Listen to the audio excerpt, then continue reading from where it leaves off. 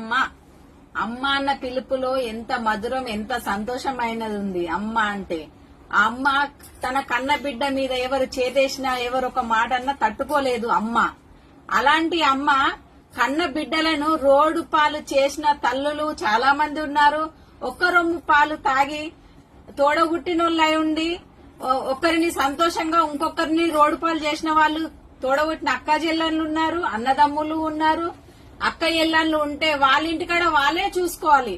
అవ్వగారి ఇంటికి వచ్చి అన్నదమ్ముల లోపల పెద్దతనం చెలాయించి అన్నదమ్ముల బతుకు లోపల మన్ను పోయొద్దు. ఇటువంటి ఆడబిడ్డలు చాలా మంది ఉన్నారు. తల్లులు కూడా ఎంతో మంది ఉన్నారు. ఒక కొడుకును ఒక్క రకంగా, ఒక కొడుకును ఒక్క రకంగా చూసే తల్లులు. అలాంటి తల్లులు ఉంటే కూడా మార్చుకోండి. తను కూడా నీ కడుపులోకెళ్ళి వెళ్లిన బిడ్డనే కదా. ఇద్దరు ఒకటే కడుపులో పుట్టారు కదా. నీకు ఎందుకు నీకు అర్థం కాదు? సెరవు తీరు చూడొద్దు అని అక్క ఇళ్లకి ఎందుకు అర్థం కాదు? ఇంట్లోకి వస్తే వదిలేని మరదళ్ళని నెగలనియరు, ఆస్తుల పంపకాడికి వస్తే అన్నదమ్ములని నెగలనియరు. వావా ఏం ఆడబిడ్డాలు, వావా ఉండాలి మీలాంటి వాళ్ళు.